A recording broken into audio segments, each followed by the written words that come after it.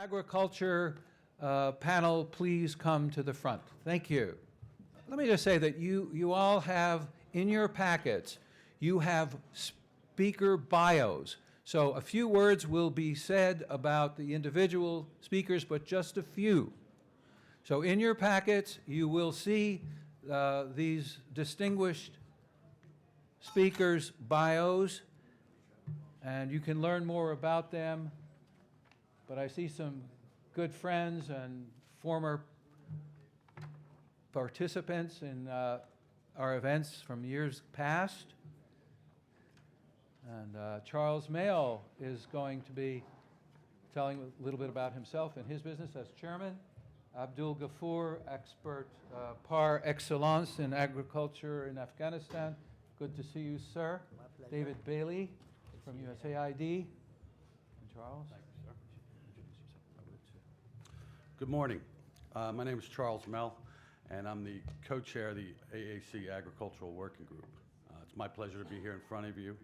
We have a pretty interesting panel with a lot of experience this morning. Agriculture, depending on who you talk to or what report you look at, takes up about 60 to 80% of the Afghan employment. It's long, many years of roots of great agriculture.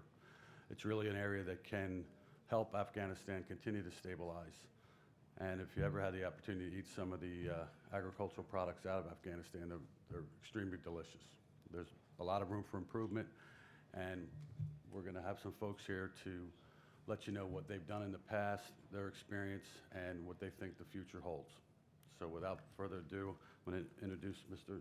David Bailey, former, I love the government, your title is about 20 pages long, but former senior private sector engagement advisor, Office of Afghanistan and Pakistan Affairs, United States Agency for International Development. I'll let you talk a little bit more about yourself. Mr. David Bailey.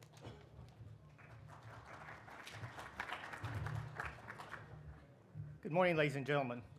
For my part of the panel discussion, I would entitle my remarks as Agribusiness Development, Securing a Key Afghan Industry by Leverage and Development of the Private Sector. As we begin the drawdown of coalition forces in preparation for a 2014 transition, we look to solidify and underpin accomplishments and gains in security, political stability, and economic development. Secretary of State Kerry, Ambassador James Dobbins, Special Representative on Afghanistan and Pakistan, Ambassador James Cunningham, U.S. Ambassador to Afghanistan, and Dr. Raj Shah, USAID Administrator, all have articulated the vital importance of economic development, especially during this transition period, which will help provide a foundation and enabling environment for security and political stability. In the Afghan agribusiness sector, USAID initiatives have mainly focused on improved ag productivity at the field level in conjunction with a close working relationship with the Afghan Ministry of Agriculture, Irrigation, and Livestock, hereafter referred to as MAIL, to improve its capacity and capabilities to support the ag sector. Current USAID-funded ag programs have begun to transition to also include a robust market access component. USAID, as well as other USG programs, are more finely targeted budgets to focus on maximizing and leveraging resources to prioritize and address critical production and marketing constraints in key industries, as identified in the Afghanistan National Priority Programs, MPP documents, which USG strategic initiatives in the ag sector fully complement. Numerous studies over the past several years have focused on the end-to-end farm-to-market value chain obstacles and impediments that have the greatest adverse impact on production and marketing. Cross-cutting constraints include the need for better seed and rootstock varieties, efficient water management and irrigation, targeted mechanization, availability of cold storage, efficient transportation logistics, availability of electrical power, greater focus on marketing and sales, and overall education and training in best agricultural practices. USAID, in close cooperation with MAIL, have customized new initiatives as well as refined existing ones to exploit the numerous studies and analysis that have been done to identify, focus, and address value chain constraints. Addressing these constraints will provide increased food security for the country and can substantially increase income and revenue generation in the ag sector. I would like to now take a few minutes to highlight existing and pending USAID ag initiatives in Afghanistan, which are increasingly focused on market accessibility, value-added processing, and private sector engagement for domestic, regional, and export markets. I would first like to start with a particular focus on USAID's Regional Agricultural Development Programs that go from the acronym RADP, which we term as RADA. The agency anticipates providing funding for 4 regional programs, with each program having a $10 million grant component.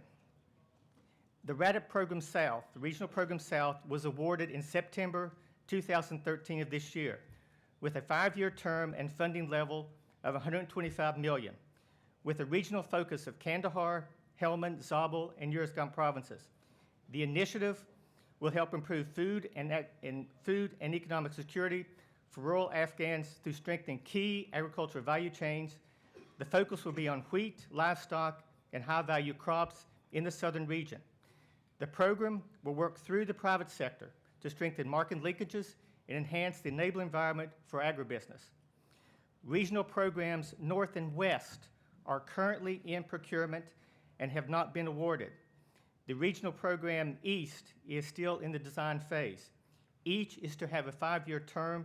The level of funding is still yet to be determined. These programs, similar to the initiatives in the southern region, will improve food and economic security for rural Afghans through strengthening key value chains that include wheat, livestock, and value crops in each region. Each regional program will be closely linked to an identified regional economic corridor that support key population centers and offers the best logistical opportunities for the movements of produce to market hubs.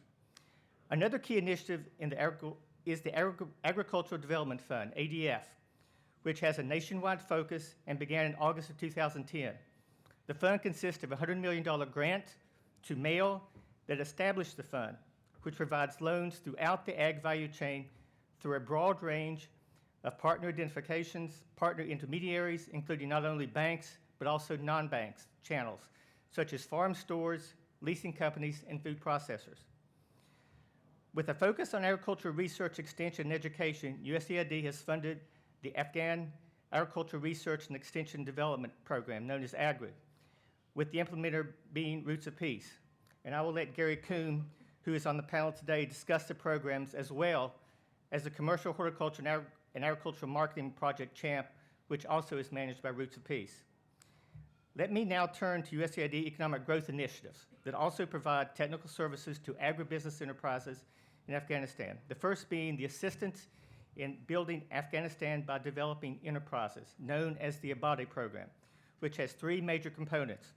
The first component focuses on SME and public-private innovation alliances, which make awards to existing SMEs or joint ventures through a competitive application process to mitigate business expansion risk, encourage private investment, and expand markets. The second component is technical assistance and business advisory services, which provides technical assistance to businesses specific to market access, production, access to finance, and achievement of quality standards. The third component focuses on improvement of the business enabling environment. Another initiative is the financial access for investing in the development of Afghanistan. Many of you may know it as the FIDA program, which has a regional focus in the south and east. A major component of FIDA's work is to provide tailored financial solutions which access to capital will complete value chains and increase competitiveness, while also linking lenders to businesses in need of financing, with a special focus on the agricultural sector and remote areas. As I have highlighted, USAID places special emphasis on a robust private sector engagement and market-led development. With a focus on agribusiness constraints, USAID, in collaboration with MAIL, are working to create legal, regulatory, and overall business-friendly environment that will help nurture and create opportunities for existing businesses and entrepreneurial enterprises to be at the very forefront of creating long-term, profitable, and sustainable solutions to value chain impediments.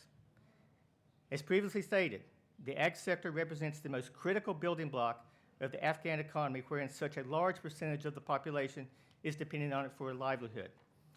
Two parallel tracks of development support a focus on food security and market-oriented cash crops. A fully functioning, efficient, and resilient farm-to-fork agribusiness sector is a vital component for an enhanced food security capability and to secure the full financial value of the cash crops Afghanistan is capable of producing. Current impediments and constraints can be overcome to better enable production and marketing relevant to both tracks.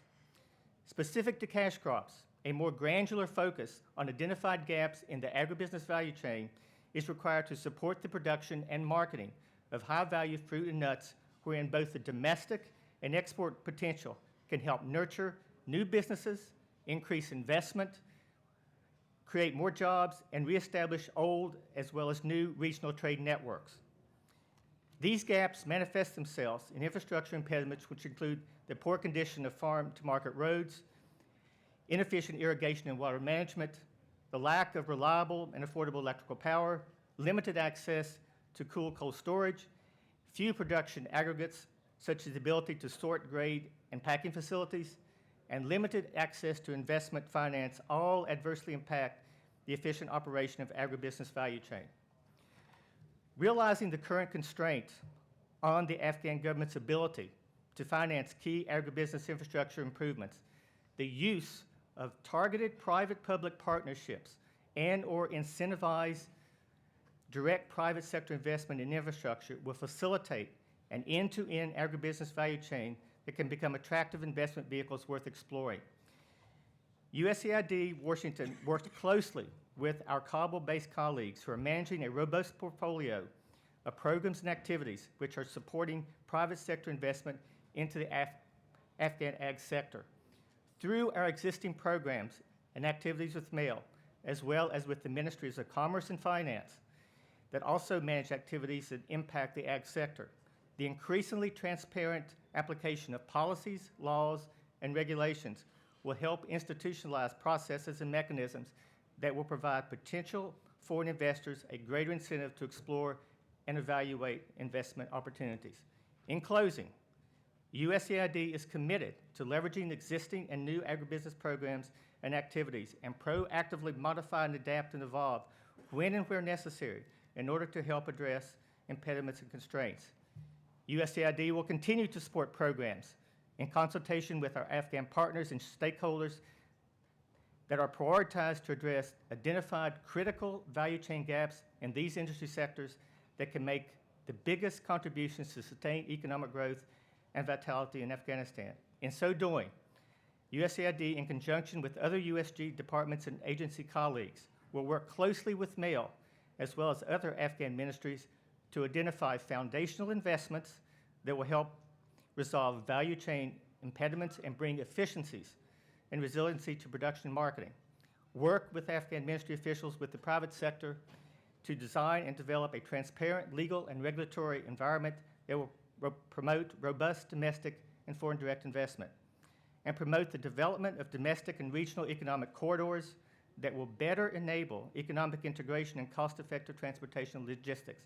And finally, help build and promote a core professional business services that can serve as building blocks upon which a robust and entrepreneurial private sector can grow and flourish in Afghanistan. Thank you.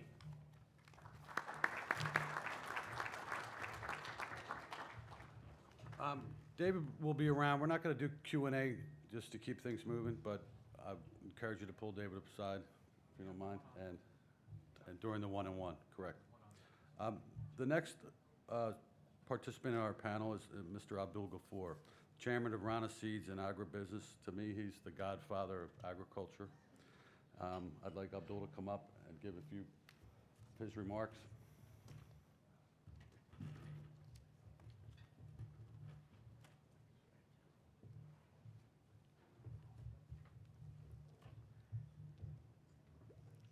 Thank you, Charles.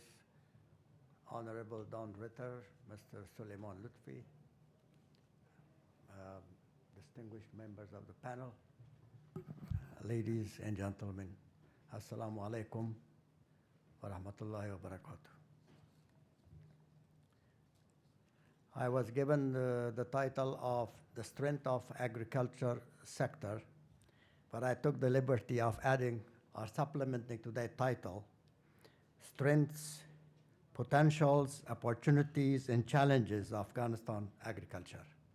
And I will be dealing with this one by one. Agriculture is, I'm sure most of you know, is the largest production sector.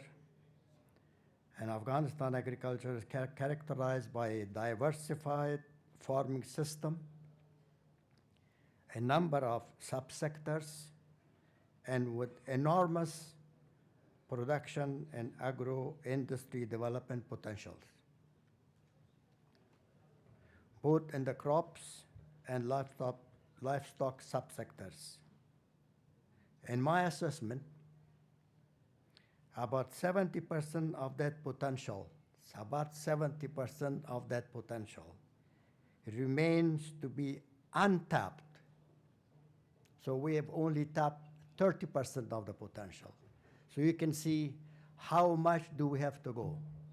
We have a long distance to really and most efficiently utilize the agriculture sector.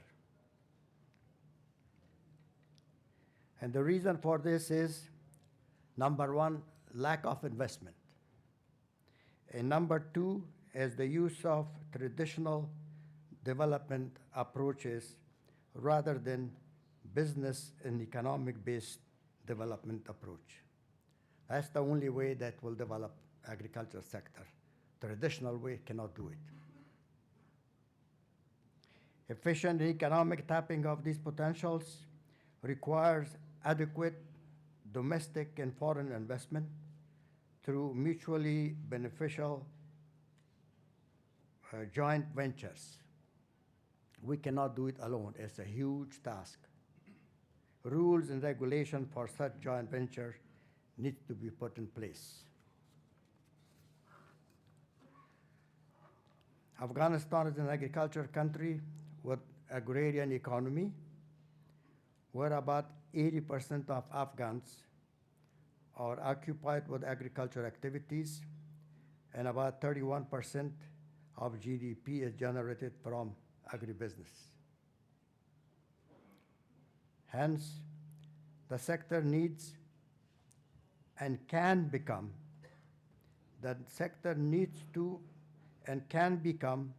a major producer, exporter. I like to stress this. The sector can become a major producer and exporter rather than consumer and importer of most agricultural commodities. As this at the present time is the case. This must change and can be changed by supporting domestic production of these commodities and the best utilization of the experience of countries that have done this. As a professional, I cannot convince myself why Afghanistan should be importing the commodities that we can produce domestically. We are importing even wheat, rice, dairy products, poultry products. If we go ahead and import something like chemical fertilizer, diammonium phosphate, for which we have no raw material, then I am not complaining. But these commodities that we can produce locally, why should we exporting? Why should we be importing them? The basic resources to meet that need are there. We have plenty of arable land. I think the statistics you might have heard is 8 to 9 million hectares. Adequate water supply, both surface water and groundwater. Favorable climate. and hardworking, resilient farmers. At the present time, Afghanistan is using about 30% of its total water in arable land resources. Only 30%. Of the water, 70% of Afghanistan water is flowing outside to our neighboring countries. The land of the 8 million hectare, we are using only half of it, or less than half of it. For lack of, the reason is the lack of investment, as I mentioned before, and for the lack of irrigation infrastructure.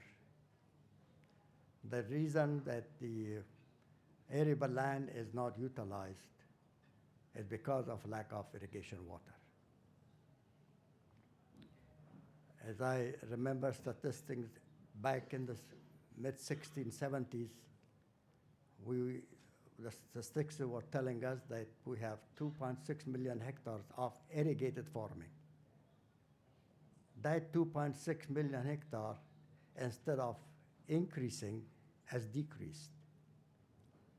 So we still have, from 8 million hectare, the gap is more than 4 or 5 million hectares that needs to be brought under irrigation, and that has not been done. As I said, we were much better off in the mid-1670s than we are now.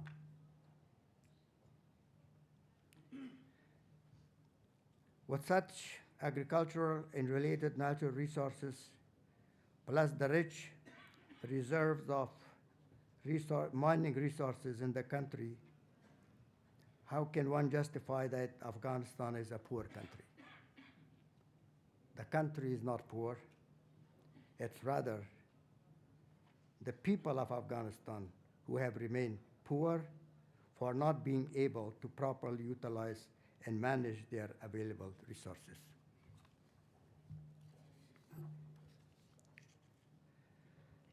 What we need to do is to make the most efficient economic utilization of these resources by enforcing responsive investment policies to promote investment by the public and private sectors, both domestic and external, supported by incentives to investors in the form of leasing land, easy terms credit, accessible and less costly energy, and some tax concession.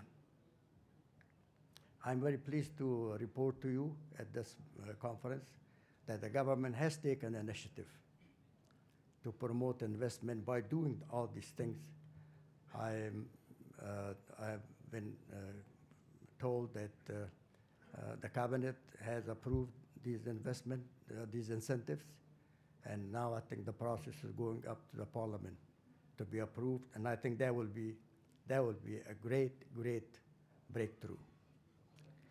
The vast magnitude of Afghan agriculture. Now I come to the strength of the agriculture sector. I believe it will be unfair for me, and I would be doing great injustice to the paramount importance, multiple strength, and vast span of Afghan agriculture sector to most condensely cover it in a 10 minutes presentation at this important conference. So I have a solution.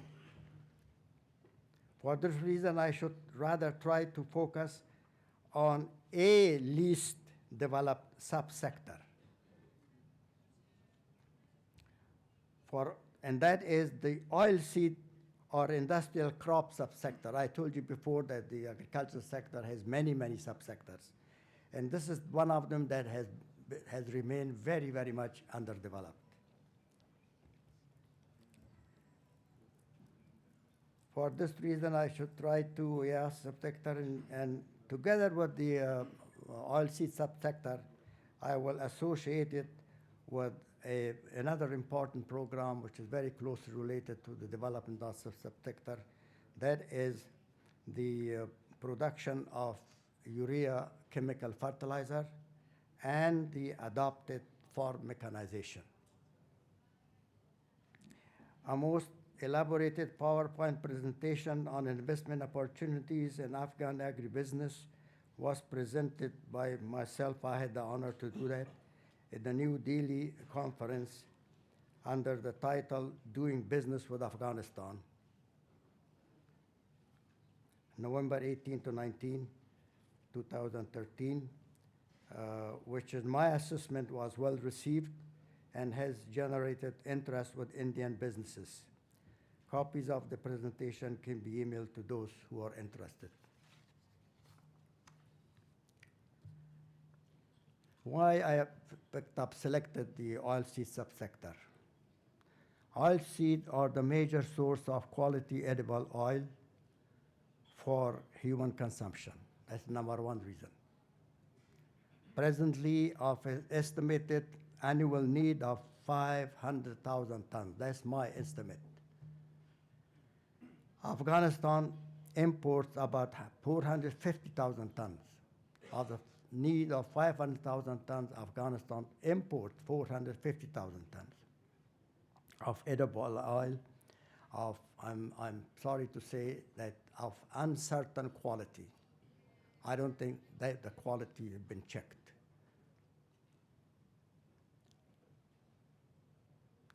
With adequate investment in domestic production of oilseed, as well as in the related processing facilities, this large gap can be drastically and gradually reduced. Cooperation of edible oil and animal feed importing companies will be essential to meet this national challenge, as it was done by cotton processing companies during the mid-60s and 70s that boosted cotton production to a record level of 170,000 tons. Those processing companies really help. Now I call on the government, Mr. Arjo is here, to get together with those edible oil importing companies to do some investment in the domestic production, instead of just relying on, keep on importing edible oil from outside. Again, I say, why should we be importing? We can produce enough edible oil domestically in Afghanistan, and with much, much better quality. The production of edible oil is not just for oil, but it's also for production of animal feed, because when oil is produced, together the oil cake is produced, and that oil cake is used to make animal feed. And animal feed counts for 60% of livestock development, especially the commercial poultry production, commercial dairy production, and the commercial fishery production. We are importing chicken meat. You find it in the Afghan market, chicken meat from USA even. Pakistan chicken meat is coming by thousands of trucks. Eggs from India. Dairy products from European countries. That is unfair for the Afghan agriculture. And if agriculture could speak, it will be telling the Afghan people and the Afghan government that I can do this for you. Why do we have to bring it from outside? Of the oilseed, I think for the information of those of you who are less familiar with agriculture, when I say oilseed, the number one oilseed is cotton, both in terms of production and in terms of the area of coverage. Cotton seed, when you produce cotton, 2/3 of it is cotton seed, and 1/3 goes for fiber. Cotton seed is used for production of edible oil and animal feed, and fiber is used for export and the domestic textile industry. Next to cotton is sesame, which produces a very, very high quality oil and also produces animal feed or oil, sesame cake. Then there's flax, so sharsham or local mustard, groundnut, sunflower, safflower, olive plantations, which we have in the eastern part of Afghanistan. It could be expanded to the southwestern part. And the new introduction of soybean, a protein-rich oilseed, and the canola, which is also a protein and oil-rich oilseed. Well, I have in my some picture here, but we have experimented with oil, well, because soybean and canola, they grow very, very well under Afghanistan condition, both as a spring crop and also the summer crop.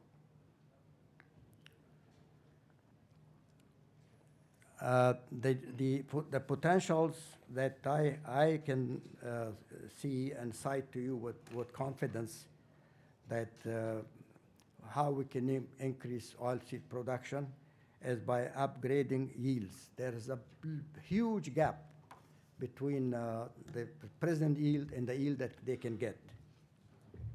And also expanding the area of production. We have, as I said before, we have plenty of arable land, but we have no water. That's why people are using that land alternatively. They divide it into trees, so they use each part each year. And there is a huge potential to bring more arable land under irrigation. Okay. I just will, they tell me that I have just go back to the production of urea fertilizer. For urea fertilizer, we have the potential of producing it locally in Afghanistan, as we've done it in late 50s and 60s. We had a urea production plant of 105,000 tons, and now that the capacity has gone down to 30,000 tons, but with the oil reserve that we have, natural gas reserve that we have in the north, I'm sure by the use of new technology, we can go back and produce our own need of urea fertilizer. For adapted farm machinery, that's something that every time the agriculture sector is criticized that agriculture is not mechanized, but we don't mean to go mechanized as in other Western countries. We go for mechanization of small farmers, mechanization of seed drills that will use less seed than people usually broadcast. The fertilizer drill, that instead of using fertilizer which is spread all over, it was lost in the soil, we can use those machinery. We can use better irrigation practices. With the little water that we have, we are still using very poor irrigation practices, but that we can improve by using the experience of the countries like India. Okay, thank you very much. I think if I have any question, I'll be very happy to respond to it.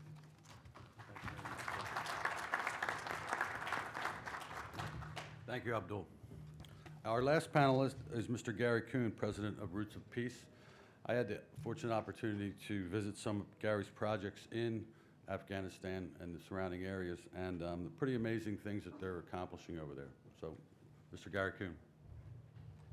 Thank you. Good morning. My name's Gary Kuhn. I'm with Roots of Peace, and we've been working in Afghanistan for 10 years now. It's all of it on agriculture, with a heavy focus on perennial agriculture and the cash crops there.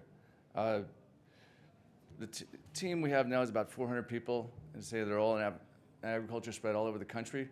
We have two main projects that I'm going to talk about today.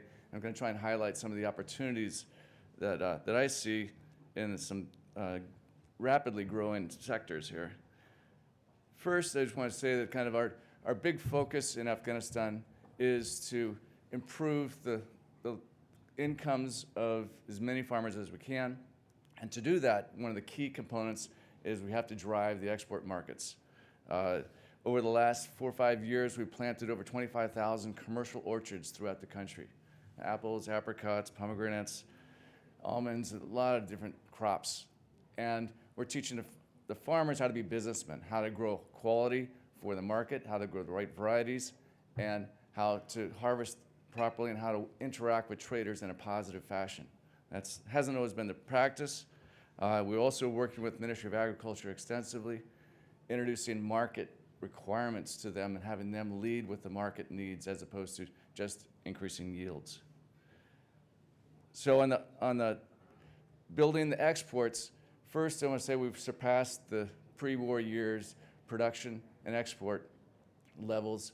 The exports of dried fruits and nuts has resumed in a lot of the traditional markets. The raisins obviously have not gotten to their prominence they had before, but in India, the products are flowing once again. In addition, the fresh products are starting to flow into countries that had never done before. Afghanistan never really exported apricots before, and we're shipping those to Dubai, India, Pakistan. And people just had always been a local crop because the apricots are so soft. Well, we found a way to do it with improved methods and improved technologies, and that's where the opportunity lies in Afghanistan now. CHAMP program is the first program, and it started by planting a number of orchards, and now we're working with those farmers as they come into production to help them get to the export markets.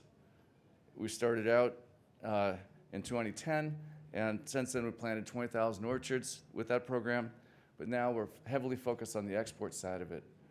So we started out with improved exports of only 800 tons, doing pilots in different areas, but we want to push beyond pilots and get to volumes. Each year, we've successfully built to a higher number. 2011, we did 2,000, 2012, 4,000, 2013, 7,000. So these are improved export quality fruit in proper packaging that goes into Dubai and Delhi and the improved markets of Pakistan like Karachi and Islamabad and Pindi.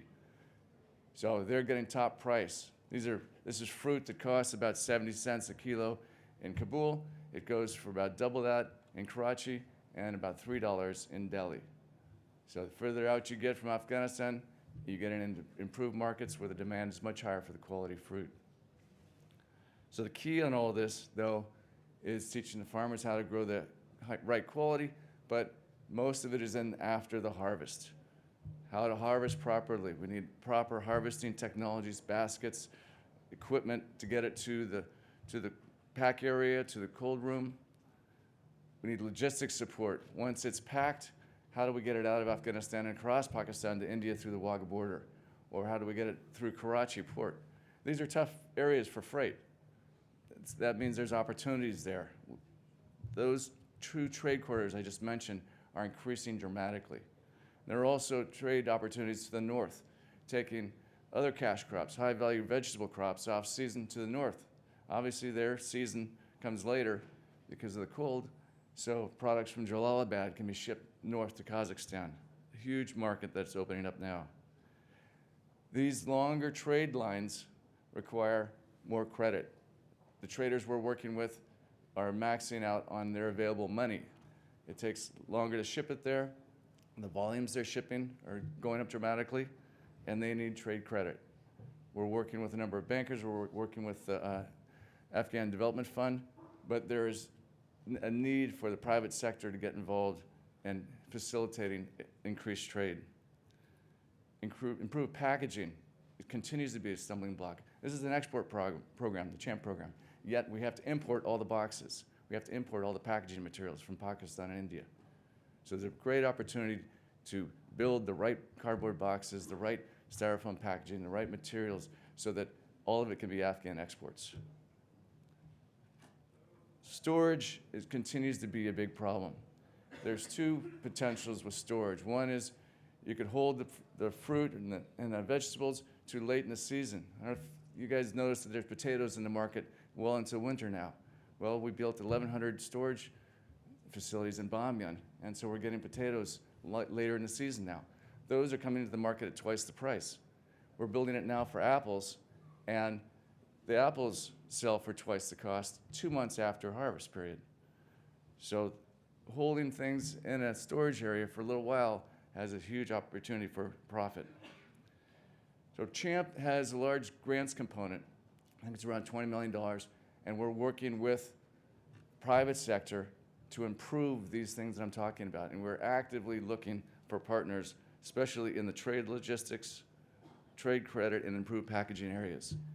We want the materials to be produced here. We need freight forwarders here that we just could say, here's the shipment, get it to this location. And we don't have to have our teams negotiate through the Pakistan maze there. So the CHAMP opportunities are great. This is a USAID program, by the way, I should say. And it's been going very well, and we look to expand these exports so that fresh fruit from Afghanistan are a dominant product in India. India represents a massive market. It's not just Delhi. I don't know how many cities they have, over 10 million, but there's hundreds or thousands of cities that could consume most of Afghan production. So the potential is huge. Getting there is the challenge we have, which means there's an opportunity out there. The other program Roots Peace is working on is a capacity building program. It's USAID funded, called AGRID. It's Afghan Agriculture Research and Extension Development Program. It's a mouthful. Its real effort is to work with the Ministry of Agriculture and the DAILs, the provincial agricultural teams out in the provinces, to get them so that they could be responsive to the farmers' needs to meet market requirements. This has been a long time in coming. Roots of Peace has implemented over 35 programs in agriculture in Afghanistan. We want to train males and DAILs how to do the same type of implementation, being responsive to market needs and carrying through on this promise of the Afghan potential with the products. So it's really, once we get these barriers removed, the potential is huge, because the Afghan fruit is by far superior, and it has a 30% margin over other products in the markets in India. So you get Afghan pomegranates, almonds, the Sachabai almonds. These products, you'll see them listed at Afghan. And right now there's a lot of Iranian fruit and nuts coming in. It's repackaged in Pakistan and shipped down to India with an Afghan name on it. So we've got to police this also. So we've got a trade office in Delhi, and that's one of the things that they're looking at.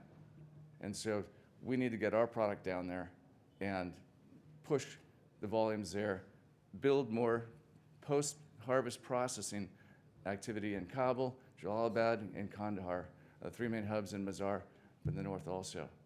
So there's huge opportunity in exports. There's a big opportunity to get the DAILs and males involved in supporting this effort. And so that's a 5-year program. It's 1 year into it. And that program, I just mentioned, also has kind of a unique feature.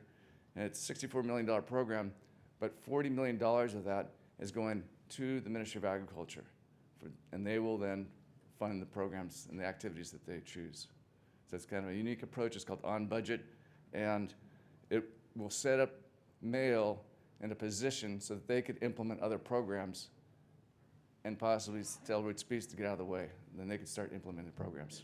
We'd be glad to finish up. So if you have any questions, I'll hand it back over here. It's a quick whirlwind there. Thank you very much. Thank you, Gary.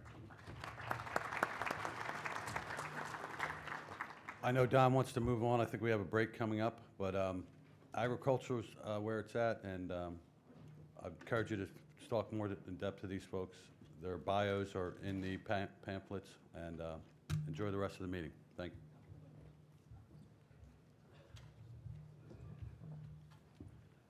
I want to thank our agriculture panel. You know, people like Abdul Ghafoor, people like Gary, and by the way, he is the husband of Heidi Kuhn, many of whom you know has initiated, along with Gary, Roots of Peace, have been involved in Afghanistan almost since liberation. And Dave Bailey, of course, USAID is the biggest supporter, external supporter of agriculture in Afghanistan. So, and Charles, if you talk to him, perhaps you're interested in the AACC Agricultural Working Group. So we'll dismiss this panel at this point. I wanted to mention that the The new Canadian ambassador to Afghanistan is Deborah Lyons is here. Deborah, could you please raise your hand? Good. That's our distinguished guest. And she was previously, I believe, ambassador here in the United States. You can see by that appointment how important Canada believes Afghanistan to be. That they would take a former ambassador to the United States, which is one of the obviously key positions in the diplomatic corps, and then put that person into Afghanistan. So Deborah, we're delighted that you're here. We hope that we can get you at a one-on-one table later. Perhaps you can say a word or two to the assembled crowd at some point during the conference. So thank you.